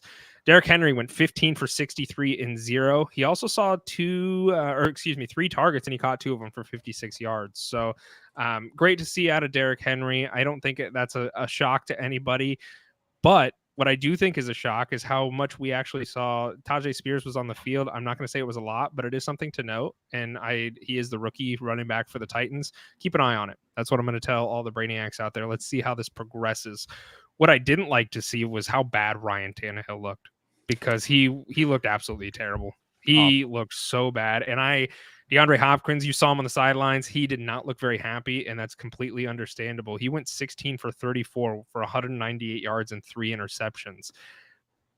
The Saints have a decent defense. They don't have a bad defense, but gosh dang, you don't expect this out of a veteran quarterback. So my question to you, gentlemen, is there's a bunch of quarterbacks sitting on this Titans roster named Malik Willis, as well as the other rookie whose name is currently escaping me. Do they look at maybe making a change here? Do you rub this one, or do you throw this one out and you look again next week with Ryan Tannehill, or is this eventually start to become a conversation? I think the ironic thing is that rookie quarterback's name also escaped the first round. And I think if you're looking ahead for this team, I don't panic. Saints are good. Saints defense is really good. I said that I think the Saints are going to probably win. I like them to win the division just because of how their defense plays and the quarterbacks they're going to go up against. Not ideal for a quarterback that's been there forever and only completes 16 passes and completes also 3 additional. So maybe you can say he completed 19 passes. Just 3 of those passes happen to go to the Saints. So spin zone. I would not panic. Obviously, I hope you're not starting Tannehill. If you're down that bad, you might want to look at the other side of the ball. Maybe, hopefully, grab Derek Carr. I think Carr should be out there. Well. Yeah, he did really well. 23 for 33 for 305 yards and 1 touchdown. He also had an interception, but Derek Carr came to play, and he looked good. The whole Saints looked pretty decent. Very obviously, Chris Olave is the man to own for the wide receiver room. He went 8 for 112. He did not get a touchdown, but they got to be coming, right? I mean, you can't predict touchdowns. Change. They're going to come. So, for those that drafted Olave, I'm not concerned. Congratulations. And then there's Jamal Williams, of course, the running back, the only running back for the Saints right now. He dominated the carries in the backfield because he was really the only running back there. Kendre Miller was out. That's their rookie running back. He was out this game. And of course, Alvin Kamara, their starting running back, was he's suspended for the first couple games. So the issue with Jamal Williams, he only averaged 2.5 yards per carry.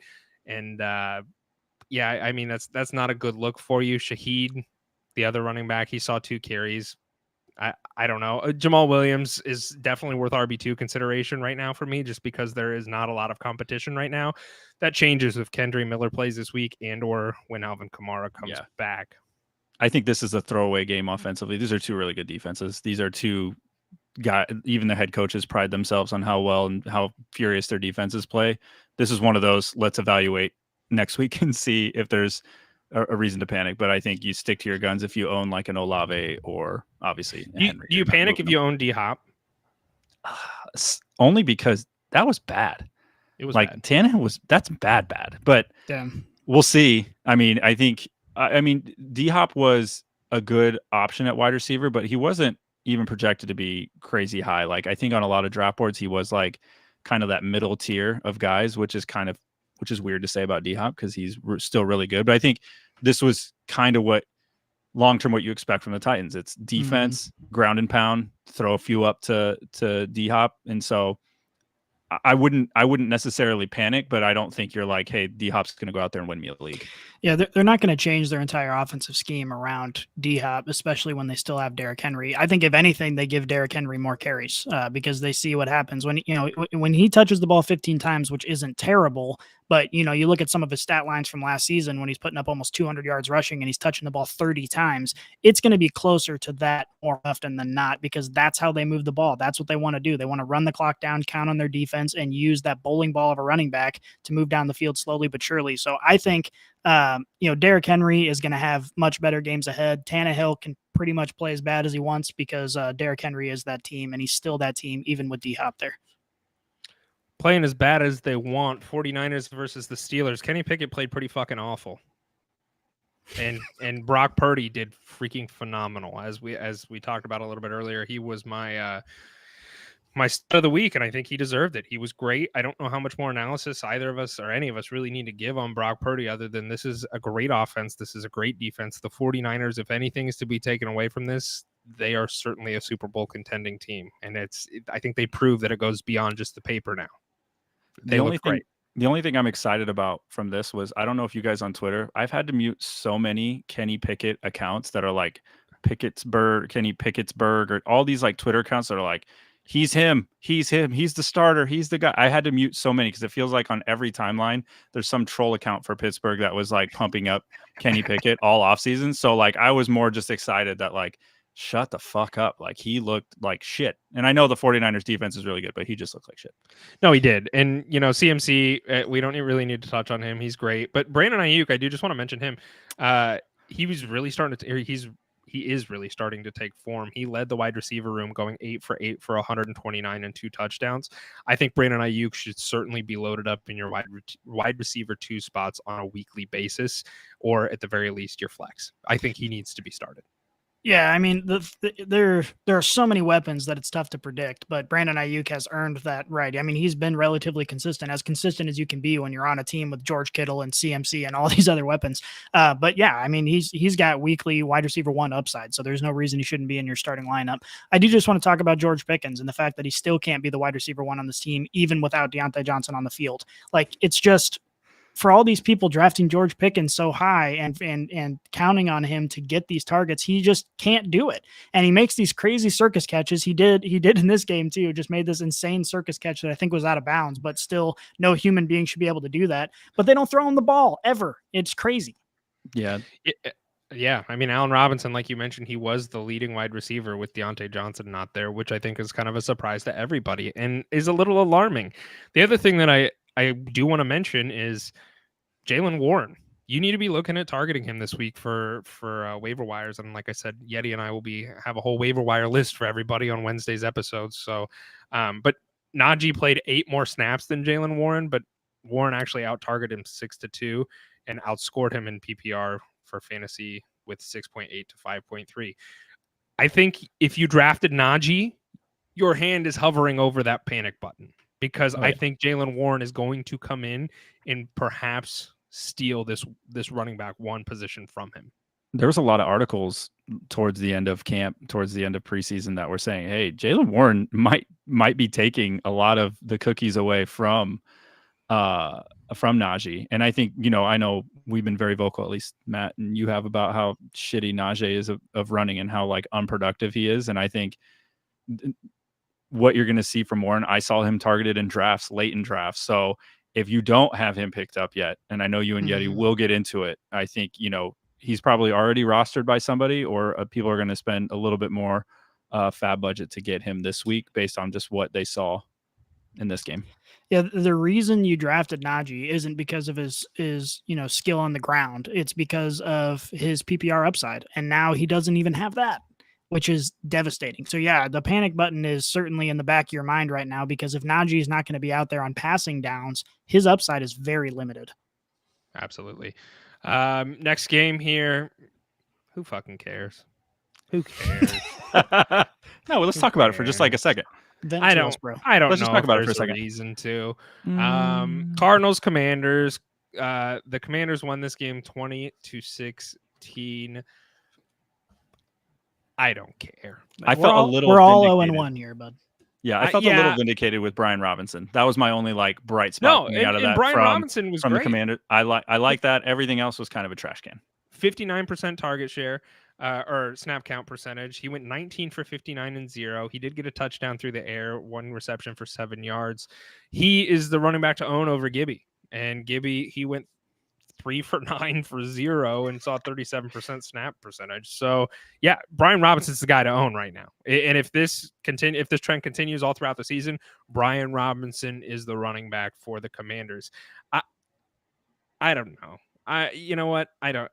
Sam Howell didn't look bad. Eric Bieniemy, the offensive coordinator there, I'm expecting things to continue to improve for this Commanders offense.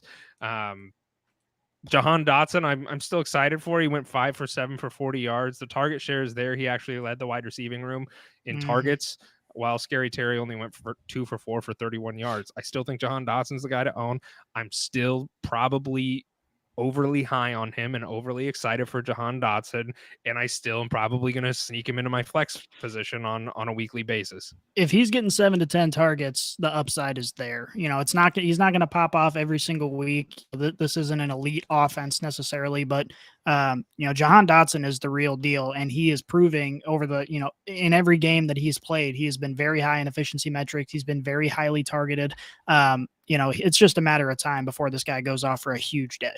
I did want to say one thing. I was shitting myself slightly because Cardinals look like they could have. I mean, they had opportunities to pull this game. We could have won that game. And I was like, no, we could have. Are you fucking serious? The Cardinals are going to win week 1. Chiefs are going to lose. Hunter's got all the mojo. I was like, damn it. Please, somebody, God, even this out. Yeah, I'm not going to lie. I was rooting hard against the Cardinals basically for that reason. We needed something, Matt.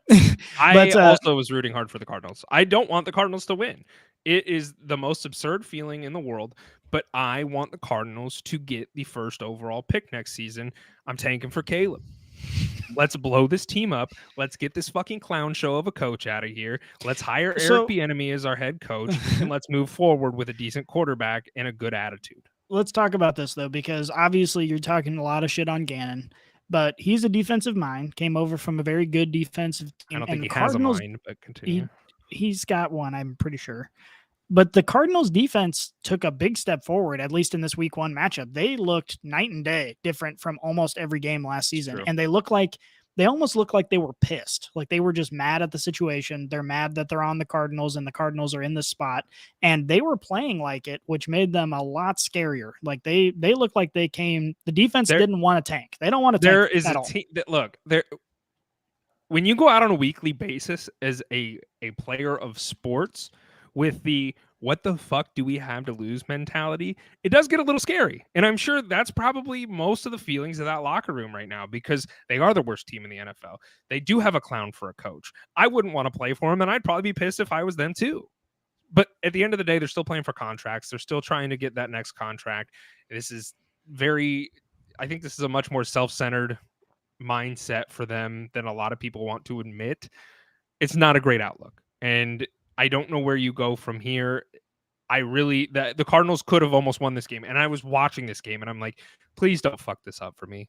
Just let us lose. And it's a sad place to be at mentally. But when you're starting Joshua Dobbs as your quarterback, I don't know where you go to find happiness. So I guess if there's anything that you want to touch at that is light at the end of the tunnel, James Conner didn't look terrible. James Conner, he put up double-digit points. He had 14 for 62. He also went 5 for 5 for 8 yards. If there's any bright spot in this offense right now, it's James Conner. We've said that. He's a great late-round flyer at running back, and that's exactly why, is because he was Kyler Murray-proof last year when he was playing with Colt McCoy, and he's very obviously still finding success with a Joshua Dobbs quarterback. So if I was to look at anything, are you concerned that he only saw 14 carries in a game that when you look at the Cardinals schedule, you kind of expect them to be coming from behind a lot, in which case the script is going to call for passing. Yeah. But this wasn't the case. I think you'd expect James Conner to see more than 14 carries. Granted, he got 5 receptions. So, he was involved in the passing game and he's good in that regard, which gives him fantasy value. But I would have expected him to see at least 20 carries, north of 20 carries. I think part of it is probably just not wanting to put that workload on him because they don't have a lot. Keontae Ingram is the backup quarterback for them, and he's not James Conner. So I think part of it is probably just, hey, let's not beat the shit out of this guy because we kind of need him the rest of the season. But the workload is still there. He's still the RB1 for this team. I'm very comfortable with that. And it's not like you spent a 4th-round pick on James Conner. Like, he fell a little bit longer than that for ADP purposes. So you're probably counting on him as the RB2, and I feel very comfortable with that for him. Yeah, I think, we're probably talking way longer about this game than Slaps ever intended to, but this game, I was kind of digging into it a little bit too, as I do, for all the games, but this one had a lot of penalties. I think it had almost 20 penalties. It had 5 turnovers. There was just a lot going on that It was probably chaos. didn't lend itself to like how they wanted to use Connor or how they wanted to use some of these guys. I think that played into it. Cardinals had one there. But yeah, I again, it's week 1. You don't want to overreact. It's sloppy. So I would say we're okay still with Connor and on track with his usage and that team in general. But I think it's okay. They're dog water, but that's okay. I want us to fail. Teams that I thought would fail and didn't is the Packers. They went 38-20 against the Bears. Jordan Love season. Welcome to the NFL. You've been here a while, but I guess welcome to week 1 of you starting as the franchise quarterback for these guys. Jordan Love looked good, man. He went 15 for 27 for 245 yards and 3 touchdowns. I was impressed with this young man, but I think very obviously the Packers, they knew what they had in him. This was their last year to kind of say, hey, do we want to get this guy going in the NFL, or do we want to let him loose because his contract was up? So they picked him in the 1st round years ago. He sat on a bench and was the understudy to the great Aaron Rodgers, and he was everything I think the Packers were hoping that he was going to be. And this kind of, I think, helped the Packers a lot. I think they are, solidified that they are still a good team. I was impressed with him. Now, the running back room, very obviously, we need to discuss a little bit. Aaron Jones went 9 for 41 and 1. He also saw some usability through the air. He went 2 for 4 for 86 yards and a touchdown. So congratulations to those that started Aaron Jones this week. You got some fantasy football production out of him. But what I want to mention is that A.J. Dillon actually out-touched Aaron Jones for 13 touches, only 19 yards, which is not great for production levels, but I think, I don't think this has changed. I think this was kind of last year, very similar situation. I think that's probably what we're going to continue to see, is both of these guys being on the field, getting the ball, and it being a little unpredictable. Yeah, and I know Jones came up a bit gimpy on his touchdown run with a hammy. So they might have toned him down just a little bit, but he looked a little bit more productive, and he is the more explosive back. But I think the hammy might have had something to do with there. And going back to what you said about Love, that's why he was my stud, man. Like I thought the Packers were going to change their offense and do something that was something we maybe haven't seen before. But it looked, not that it looked like Aaron Rodgers, but it looked eerily similar to how they want to play the game. He was throwing up fades. He was dotting it. Like, they were letting him sling it. And I was very, very, very impressed with this team overall. And he didn't even have one of his top wide receivers. Mm-hmm. Watson didn't even play. So you're going to get another weapon back. I think, what is it? Romeo. I think he looked good. This offense looked really good. The tight end Musgrave, I think, was targeted quite often too. That if you're looking for tight ends after this week, as everybody was dying, maybe one you go look at. He actually led the Packers with 21 routes, which was 3 more than any other player. And Musgrave is pretty much a free agent on every single fantasy, ESPN, Sleeper, whatever platform you're using, he's there. And I think it's certainly worth just bringing up. I'm not going to say hammer it and go with it, because he only saw 4 targets, but he did get 50 yards, and that's opportunity there for me. If he's running routes that much, I think it's certainly worth consideration. So thank you for bringing that up, Alan. Yeah, and one last thing that I thought was interesting. When I was watching this game, the announcer said something. The game announcers often, if they know they're going to be announcing that game, they'll spend some time with both the teams and go to their practices and see whatever. And I can't remember who was calling it, but the announcer said during the game that he thought it was interesting that with Aaron Rodgers there, LaFleur might kind of have a little bit of back and forth with Aaron Rodgers as far as how they want the offense to look. Aaron Rodgers isn't there anymore. So now the coaching staff can kind of formulate this offense exactly how they want without throwing these random plays in and out. And I think it was interesting that he mentioned that. I wonder how much Aaron Rodgers actually played a part in formulating the offense. And now they feel like they have total control. And I wonder if that actually lends more credibility to how this offense is going to function, that the coaching staff who's seeing the whole field, who isn't dealing with the on-field stuff like the quarterback is now able to see the big picture and make the right play calls. And we forget, Hunter and I had this conversation when you were over. We did our SlapDawg, whatever. When you were here, that this is a team that's good. They have a good offensive line, one of the best offensive lines in the league. They have a lot of weapons, both in the backfield as well as out wide. If Jordan Love could come out and look decent, it would be a good team. And they looked good. Like, they look like they can be really competitive. So I'm interested to see who comes out of this division, because this shook things up for me. Still the Lions. It's always going to be the Lions. Don't sleep on the Lions. But I will say that they did look good. I'm not going to argue that at all, because they very clearly were. Did they were really look good? Or is Fields that bad? See, and that's where we're going to talk about. So before we talk about Fields, let's just talk about this running back room for the Bears, because this was a three-headed dog. You had Roschon Johnson for 37% of the snaps on the field, Khalil Herbert with 36%, and Deontay Foreman with 30%. So this is pretty alarming for anybody that is trying to start a running back that is playing for the Bears, because they are all sporadically on the field. None looked better than the other. They all were just there, and they all did very similar as far as stat lines go. Khalil Herbert did see the most rushing attempts at 9, while the others respectively saw 5. So I just want to point that out. If you're trying to start a Bears running back, perhaps don't, because until something gets solidified there, it's going to be a coin flip.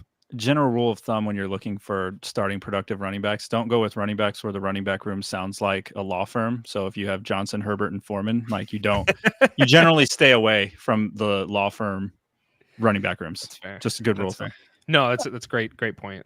I think DJ Moore, he went 2 for 2 for 25 yards, while both Darnell Mooney and Cole Kmet each had 7 targets respectively, with a 5.6% target share for Moore.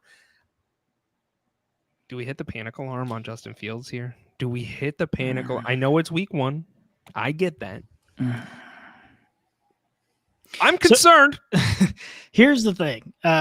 This is what, unless he came out and took a huge step forward in the passing game, which we were hoping he would with the addition of DJ Moore, this was what's going to happen. Same thing as last season, where they say, hey, we have this awesome rushing quarterback, but we don't want him to die, so we need to improve his passing game so he can be protected in the pocket every now and again. And then they lose games and they say, F it, let's just have him run, because that's our best weapon. And I think that's going to happen. I think the passing game it's going to be a similar trajectory to what we saw last season, where they're inevitably going to build the offense around Justin Fields' legs. One thing, this was interesting, and it never really occurred to me when we were talking about this team in the offseason. We were excited about DJ Moore. I'm still relatively excited about him. I think he's the best wide receiver that the Bears have had in a long time. He'll be fine. But we didn't talk about how the impact of DJ Moore would affect Darnell Mooney, because Darnell Mooney's always been good, but he's just not that prototypical alpha. And now the defenses have to respect DJ Moore. Darnell Mooney could see more and more games like this, especially looking at next week when they have to play the Bucs. They're going to have to throw, because the Bucs rush defense is too good. I think Darnell Mooney is going to outperform DJ Moore again next week. Yeah, I don't think. Oh, go ahead. Go ahead. No, I was just going to say, we'll see. That's an interesting take, but as the wide receiver 1, he's going to draw coverages, which could kind of leave Darnell Mooney open. I think the thing for me with Fields it's an eye test thing for me. And obviously shocker, I'm not a NFL coach. It just doesn't look on time. And I don't think Fields has the benefit or luxury of being off script unless he's going to just run. I don't think he's like a Josh Allen where, yes, he might run, but he's also going to look downfield and make a big play with his arm. I just don't see it. And there was, if you watch that game and you go back and you watch some of the highlights and some of the throws that he missed, there were guys open. And he just broke it off or looked down within 5 or 10 yards, because I think he's looking to run still. And when he looks down into that 5 to 10 yard range, he's looking for a tight end. He's looking for a release. He's looking for some kind of valve. And it's I wish he would just commit, just freaking throw it on time. And it's just not on time. And I think for me, that's frustrating. I think for Kmet, I think if you go across the board in the NFL, and I have a stat for you. So if you're holding on to a tight end and they didn't perform, I have a list for you of tight ends with 60 or more receiving yards in week 1. And that's the list. So if you didn't have a tight end on that list, don't panic, because it wasn't a great week for tight ends. But I think for Fields, I think I would expect Kmet to be there. Packers have a great defense. There's a lot of good defenses, I feel like, around the NFL right now. And it's tough out there. And some weeks are just going to be shit. And you just got to pick your spot. I think that's why we touched on it going into the season. Look at who the fuck they're playing. That's going to set your expectation. If you're starting somebody against the 49ers, I think if you're starting somebody against the Packers, because they looked really good all the way around, just temper the expectations. You need to offset it with somebody that's going to have like a solid feast day, if you're able to. But Fields as a whole, I'm not seeing it, man. I'm not seeing it. I will say, to the benefit of Fields, or at least in his defense, he was under pressure a lot. He was under duress a lot. And I don't know if that's a problem with this offensive line or if the Packers defense is just a little bit better than people expected, but he didn't have the opportunity a lot of the game to actually sit in the pocket and make a read and make a throw. By the time he was through his first read, he was being pressured. So we hope that maybe that's just the Green Bay defense and that they have a pretty good front, and he'll have a little bit more time to step into this more of a balanced quarterback role. But again, it's something to keep an eye on. And I think that if it continues going this way, you're going to see Justin Fields rush for 150 yards again and throw for 70. Yeah, it was not a good outing. And speaking of not a good outings, Broncos did not look great in this matchup against the Raiders. Raiders won this game 17-16. I would say, who cares? But Yeti is a Raiders fan. He is our resident Raiders fan. So congratulations to your first win of the year, Yeti. You are the only one with a win, which is he's first in our division, which is depressing. Yeah, which is interesting. The Broncos. Samaje Perine, actually, he was certainly used, but I was excited for Javonte Williams' use in this offense. Javonte led the touches with 13 for 52 and 0. He was also worked in the passing game, 4 for 6 for 5 yards, so nothing exciting there, but he caught some balls. Congratulations, PPR players. Samaje Perine went 8 for 41 and 0. Went 4 for 4 through the air for 37 yards, so you got a little bit more productivity out of him in the passing game. I'm not surprised by this running back timeshare. I think we have kind of alluded to this in this offseason, and it's exactly how it played out for week 1. Javonte Williams is coming back from injury. Samaje Perine looked pretty damn good with the Bengals when he was with them and when he was filling in for Joe Mixon, and here we are. Welcome to week 1. Samaje Perine is worked in with Williams. I expect Williams throughout the season to get worked in more and more, but Perine's not going anywhere unless he gets injured. Speaking of injury, Jerry Jeudy was not in this game, which made Courtland Sutton the wide receiver 1 for this team, and he did lead the wide receiver room. He went 5 for 32 and 1. Wow, what a great show by Russell Wilson. This game was gross. This game is gross all around. I mean, even on the Raiders side of the ball, this game did not get me excited. It did not pique my pecker. Josh Jacobs went 19. Nice. He had 19 carries, but he finished with under 10 fantasy points. I'm going to say this. I think there's better days ahead. Obviously, Josh Jacobs is still a great running back, but Zamir White, the backup for Josh Jacobs, he only saw 1 carry. So I think that Josh Jacobs, like I said, don't hit the panic button on it. There are better days ahead for Josh Jacobs. Yep. The only thing I think I'll say that we can help move us forward is our esteemed Yeti said, F Denver, though, the dude who knocked Myers out should be suspended. I think that's really the only takeaway we have from this game. It was a brutal hit. And Jacoby Myers looked great. He went 9 for 10 for 81 yards and 2 touchdowns. Probably going to miss some time with a concussion, like you mentioned, for him getting knocked out. And then Devontae Adams went 6 for 9 for 66 yards. I don't know. Jimmy G doesn't really excite me whatsoever. I've been very vocal about the turtle himself, but he got Jacoby Myers some fantasy football production before he sexually he excites me. Yes, football wise, he does not excite me. He does seem to have a solid connection with Jacoby Myers. They were on the same page a lot this game, and I think this is another situation where Jacoby is benefiting from Devontae Adams being on the field, but ultimately. Jacoby Myers, I actually had him. I had him starting in one of my leagues for some reason. Congratulations. And it was the same league that I also had Tyreek Hill. So I just won by default because they put up like 70 points by themselves. Yeah. But honestly, that's it. We got to get a couple weeks under our belt, but Jacoby Myers' connection with Jimmy G could be something to be relatively excited about. I would look at it. I think, very obviously Devontae Adams is the wide receiver one for this team, but that's going to draw coverages from defenses and open up Jacoby Myers. So I think there's certainly an argument to be made there. Other than that, I don't think there's much to talk about. We'll move on to the Eagles Patriots. I think the story here, fellas, the Eagles defense really carried Jalen Hurts to this victory, because I don't know if you watched the same game that I did, but Jalen Hurts did not look great. I wasn't impressed with his performance. I wasn't impressed with his Eagles offensive performance. And if there's anything that I took away from it, it's that Kenny Gainwell's probably the running back to own for this team and not DeAndre Swift.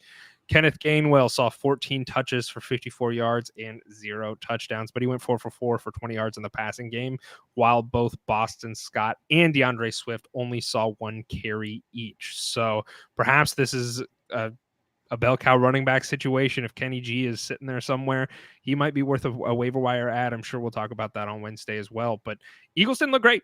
Eagles did not look great. They came out very electric. This is week 1 for all of the NFL teams, but the defense really carried them at the very beginning of this game, got them a decent lead, and then the Patriots started playing catch up, which made it interesting. Yeah, it makes you wonder if if Belichick's always good about sniffing stuff out on film, and you almost wonder if they have something on film, if there's something there that these teams might start leaning on Hurts.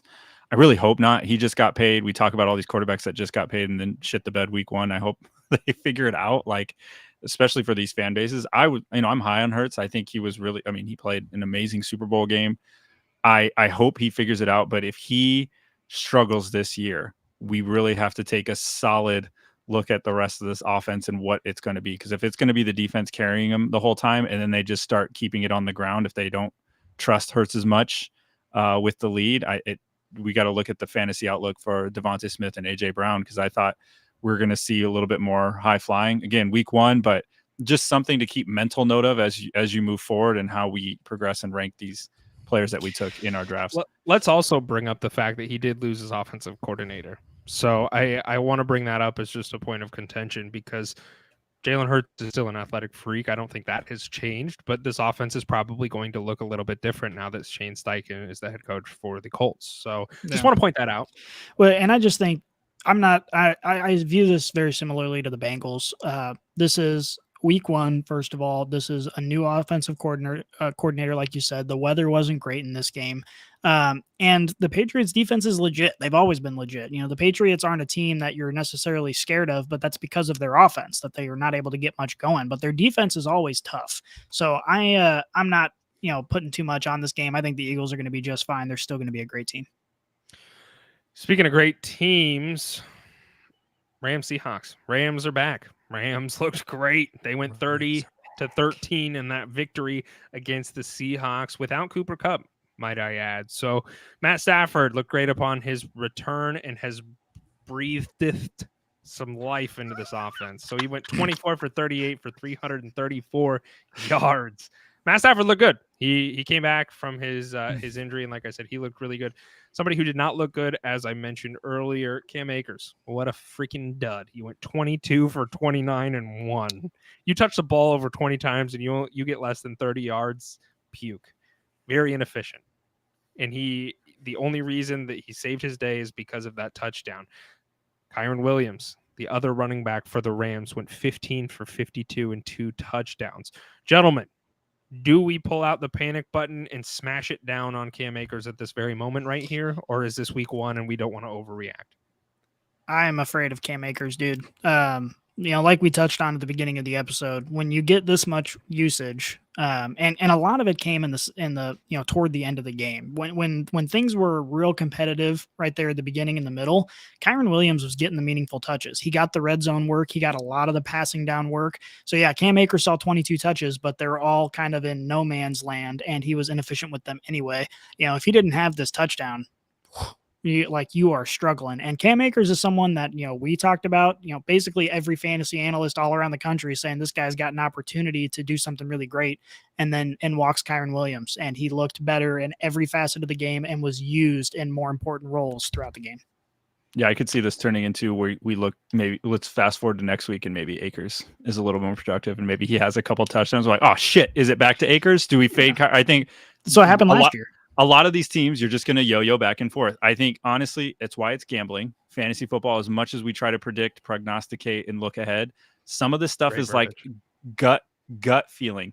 You got to look at, okay, how are we trending? How are we looking? I think right now it's trending like, why on God's green earth would they keep giving it to Cam Akers? And you're like, they're probably just going to give it to Kyron Williams.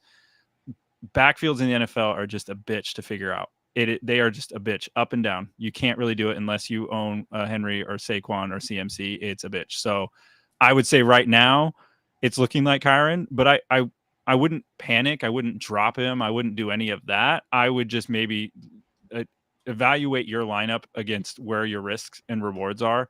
And if you can take a little risk with Cam, go for it. But if you're like heavily leveraged and you can't afford to miss, I would definitely be leaning Kyron Williams for next week, as that's where it looks like it's trending, but be prepared to be shit on again. The wide receiver room for the Rams, Puka Nacua, which I'm just going to call him Puka Nuka because it just I like rolls off Puka the tongue Nuka. a little. Yeah, so that's not his name, but I just want to premise that that's what I'm going to call him moving forward. Puka Nuka, he emerged as the wide receiver 1 for the Rams in week 1. He went 10 for 119, is probably going to be the number 1 waiver wire ad this week. Do we agree with that? Yeah. Because Cooper Kupp is going to come back in 3 weeks. But this guy saw 15 targets without Cooper Kupp. And obviously we don't know how Cooper Kupp is going to impact his usage, but if he even sees 75% of that, 60% of that when Cooper Kupp comes back, he's still going to have usage. And by the way, he was getting separation. He looked good. It wasn't just the volume. He looked like he was a good player. One thing I wanted to note, and I'm going to step on your toes a little bit for Wednesday's episode, but this is a team that's going up against the 49ers next week. So Puka Nacua is going to be the number 1 waiver wire ad. His name. Yeah, Puka Nuka, sorry. Thank you. He's going to be the number 1 waiver wire ad for this week. Would you feel comfortable starting him against the 49ers? Because on one hand, they've got a really great defense, but on the other hand, they're going to put up a lot of points. So it could be sort of a shootout situation if Matt Stafford throws for another 350 yards. Puka Nuka could have a really great game. So that's one thing a lot of people are going to be wrestling with, because you're going to pick him up, excited about him, and then say, oh shit, they're playing the 49ers. What do I do? It's still the NFL. They're still going to have to score points. And if Stafford's looking his way that much, odds are he's going to do something fruitful for you. I think you still get him and start him just because he's, like you said, it's that share. He's getting that target share. I think he's going to keep getting it, even if the Rams lose 56-14, but he has like 90 yards receiving in one of those touchdowns that the Rams scored. It's fucking worth it. You're not starting him to win the game, overall. You're just starting to get a little slice of that pie, and I think he's going to have that for next week even. For sure. And then, the other thing to note is the man who didn't write back, his mail got lost. He went 16 for 26 for 112 and a touchdown. Not a good look for old Geno Smith. So is this concerning for you guys? I mean, this is week 1. The Rams, I mean, we all saw the video of Aaron Donald streaking down right at Geno, and Geno screams, oh my God, when he's running right at him. So do we write this off to the Rams being a really good defense? Are we concerned with Geno? I mean, there's a lot of weapons offensively for the Seahawks offense. Yeah, I'd be a little concerned because the Rams defense, I mean, they're going through some stuff. Yes, they have that D line, but that secondary is being reworked. It's not the same one that won the Super Bowl a few years ago. I would be a little bit concerned. The other thing is, how horny would Mahomes be if he got those 3 wide receivers on his team right now, and Geno Smith could muster up 112 yards? Are you fucking kidding me? That's why I'm just a little concerned. There's 3 legit wide receiver 1 weapons on that squad right now available for usage, and he used them for 112 yards. Yeah, and then you got Kenneth Walker. He looks like he's still the running back to own. He went 12 for 64. Average 5.3 yards per carry. Zach Charbonnet only saw 3 carries. So it is worth mentioning it was a negative game script for the running back room. So perhaps when they are in a more favorable situation, that outlook might be different. Yeah. I don't know. I think Walker's the guy to own. I thought that going in. Charbonnet's a good player, but Kenneth Walker was phenomenal last season. And we saw when this offense is humming, he plays a big part of it. The other thing, as far as concern for Geno, part of me wants to say no, it's week 1, don't overreact. The other part of me says he's been in the league for 9 seasons. How many of those seasons have we been really impressed with his play? 1. So was it just sort of a flash in the pan, or is this going to be, is he going to bounce right back? So I think you can't overreact to it. I think this offense pretty much is only up to go from here. But the question is he going to match his level of play that we saw last season? And that has yet to be determined. That's true. And the other thing that has not been able to be determined is the Cowboys offense good? Cowboys won this game 40-0, but against the Giants, but really it wasn't the Cowboys offense. It was entirely the Cowboys defense. If you started the Cowboys defense, congratulations. If you paired them with Tyreek Hill, you just won your fantasy week. They were absolutely incredible. They looked great. They had 7 sacks, 2 interceptions, a pick 6, a blocked field goal, they had 5 forced fumbles, 0 points allowed. Wow. I mean, that is just an insane statistic. I think the Cowboys defense is probably one of it is one of the best defenses in the NFL. You could probably put them alongside the 49ers as far as their level of play. Dak didn't look great. Dak went 13 for 24 for 143 yards. But does that matter? Is Dak bad, or is this just game script because they were up by so much because their defense carried them to a victory? I think for me, it's you saw those videos in the offseason of Dak throwing interceptions in practice, like, oh, he threw 3 today. I mean, maybe he was he's going up against one of the best defenses in the NFL every week. So maybe he is actually pretty good. I think the game script for this totally effed anybody that was waiting on any wide receiver production for the Cowboys. I know I was looking for CeeDee Lamb to do something to help me out in one of my games, and it just didn't go that way. Daniel Jones had absolutely no freaking time to do anything. And then when he did have time, it didn't look great. It was a wet game. The ball was slippery. It was just bad all the way around. And I think if I'm Giants fan, like, you just paid Daniel Jones all that money and you're like, maybe we should have saved just a little scratch for the line or something, because that looked fucking awful. Yeah. What do you think, Scotty? It's going to be interesting to see how the Giants look going forward, because, no one's expecting them to light the league on fire, but you expect them to be a serviceable, especially for fantasy football. They've got some weapons now. Darren Waller, you expect to be a very good tight end because he's basically the wide receiver 1 on that team. Daniel Jones has that rushing upside, so you expect him to be usable there. Obviously, Saquon Barkley's a beast. So you expect a lot of usability. And if this offensive line can't allow anything to develop, that's going to be a real problem. So it's something to keep an eye on for sure.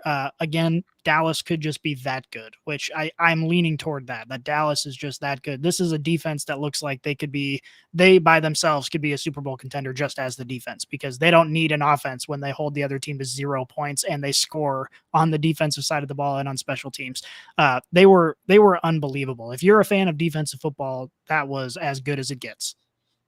Yeah.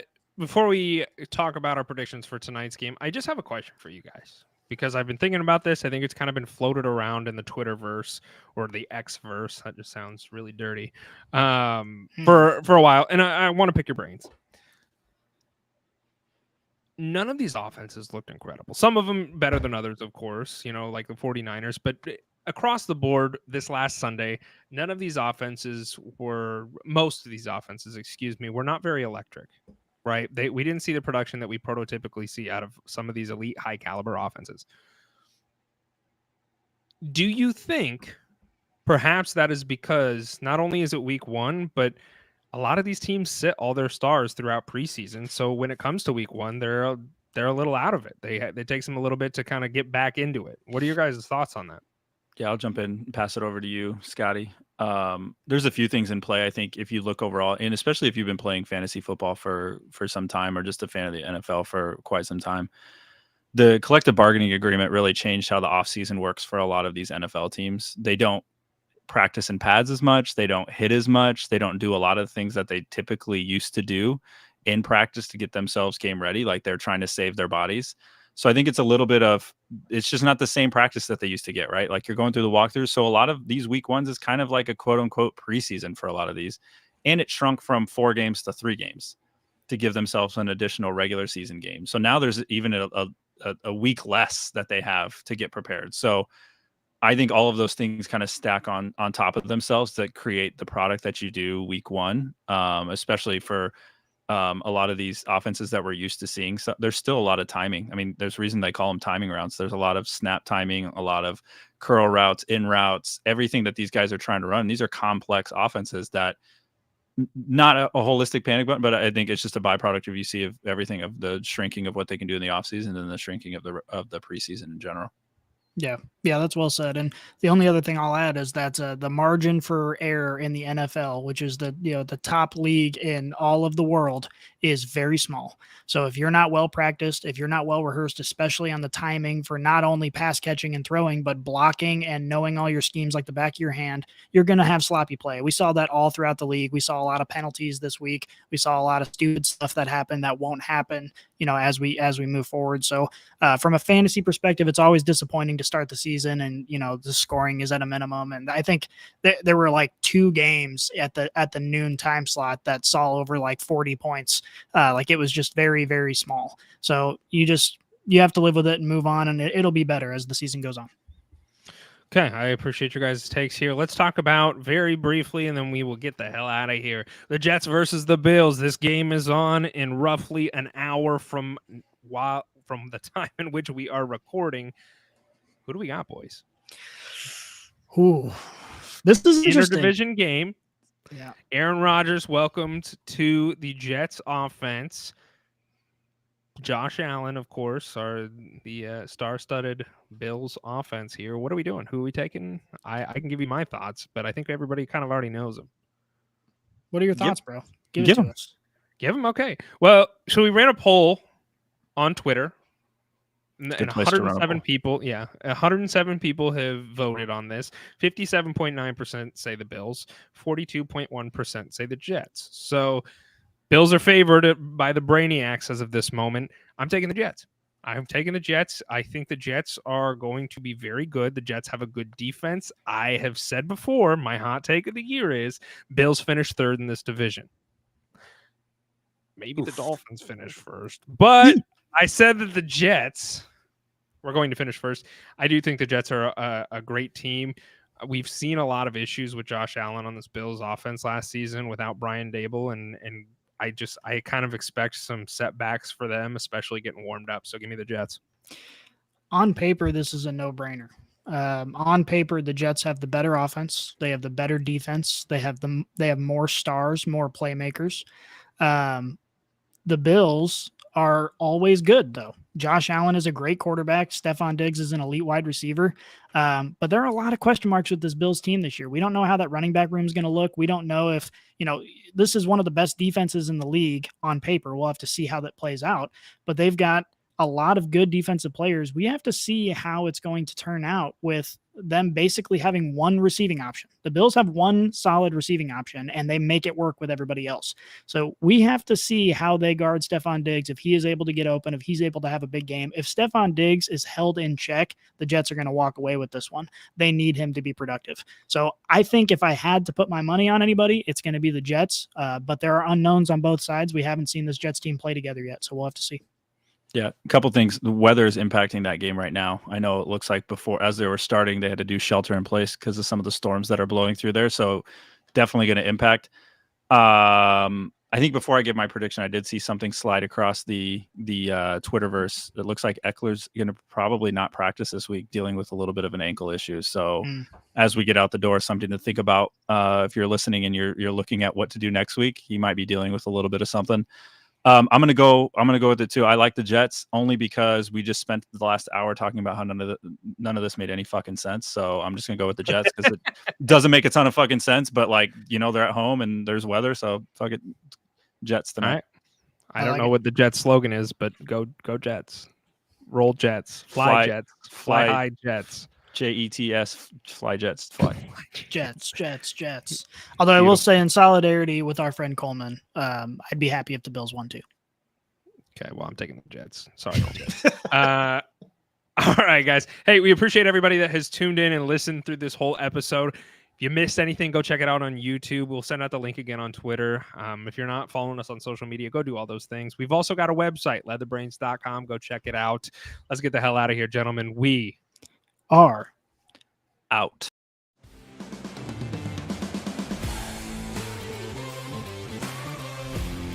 If you enjoyed this episode, make sure you tune into our new releases every week on your favorite podcast app. Follow us on Twitter, Instagram, and Facebook, and check out leatherbrains.com for all of your fantasy football needs. And remember, Brainiacs, a championship should be more than a fantasy.